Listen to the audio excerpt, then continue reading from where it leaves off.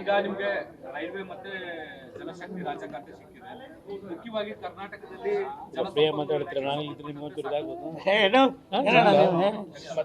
ಹೇಳಿ ಸರ್. ನಿಮಗೆ ಜಲಶಕ್ತಿ ಮತ್ತೆ ರೈಲ್ವೆ ಖಾತೆ ಪ್ರಮುಖ ಖಾತೆಗಳು ನಿಮಗೆ ಸಿಕ್ಕಿದೆ, ಇದ್ರ ಬಗ್ಗೆ ಏನ್ ಹೇಳ್ತೀರಿ ಸರ್?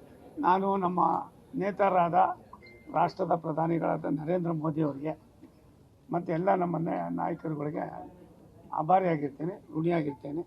ಒಂದು ಹೊಸ ಜವಾಬ್ದಾರಿಯನ್ನು ದೇಶದಲ್ಲಿ ವಿಶೇಷವಾಗಿ ಜನಶಕ್ತಿ ಮತ್ತು ರೈಲ್ವೆ ರಾಜ್ಯ ಸಚಿವನಾಗಿ ಮಾಡಿದ್ದಾರೆ.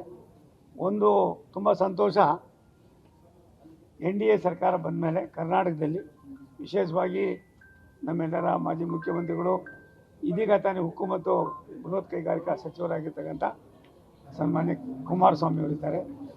ನಮ್ಮವರೇ ಆಗಿರ್ತಕ್ಕಂಥ ಈ ರಾಷ್ಟ್ರದ ಹಣಕಾಸು ಸಚಿವರಾಗಿರ್ತಕ್ಕಂಥ ಸಹೋದರಿ ಶ್ರೀಮತಿ ನಿರ್ಮಲಾ ಸೀತಾರಾಮನ್ ಅವರಿದ್ದಾರೆ, ಜೋಶಿ ಸಾಹೇಬರಿದ್ದಾರೆ, ನಮ್ಮ ನಾಯಕರಾದ ಜೋಶಿ ಅವರಿದ್ದಾರೆ, ನನ್ನ ಸಹೋದರಿ ಶೋಭಾ ಅವರಿದ್ದಾರೆ.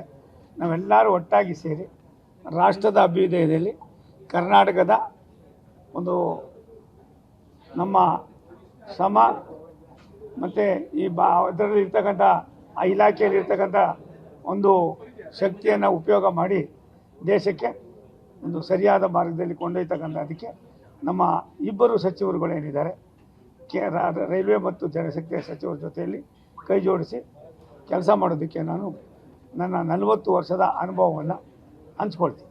ಜಲಶಕ್ತಿ ಅಂತಂದ್ರೆ ಕರ್ನಾಟಕದ ಅನೇಕ ಯೋಜನೆಗಳು ನೆನೆಗುದಿಗೆ ಬಿದ್ದಿದ್ದಾವೆ. ಅದರ ಸಂಪೂರ್ಣ ಜವಾಬ್ದಾರಿ ನಿಮ್ಮ ಮೇಲಿದೆ ಸರ್. ಒಂದು ಎಲ್ಲ ರಾಜ್ಯಗಳಲ್ಲೂ ಕೂಡ ಅದ ತನ್ನದಾದಂಥ ಸಮಸ್ಯೆಗಳಿವೆ. ಎಲ್ಲವನ್ನು ಕೂಡ ನಾವು ಅಧ್ಯಯನ ಮಾಡಿ ಪ್ರಾಯಶಃ ಇವಾಗ ತಾನೇ ಬಂದಿದೆ, ಯಾವುದೋ ಜನ್ಮದ ಪುಣ್ಯ, ಒಳ್ಳೆ ಕೆಲಸ ಮಾಡೋದಕ್ಕೆ ಅವಕಾಶ ಇದೆ, ಆ ಕೆಲಸ ನಾವು ಮಾಡ್ತೀವಿ. Thank you brother. ನಾಳೆ ನಾಳೆ ನಾಳೆ ಕುಮಾರಣ್ಣ ಹೇಳಿದ್ರಲ್ಲ 5 ಗಂಟೆಗೆ ಅಂತ, ನಾನು ನಮ್ಮ ಸ್ವಾಮಿಗಳಿಗೆ ಹೇಳ್ಬಿಟ್ಟು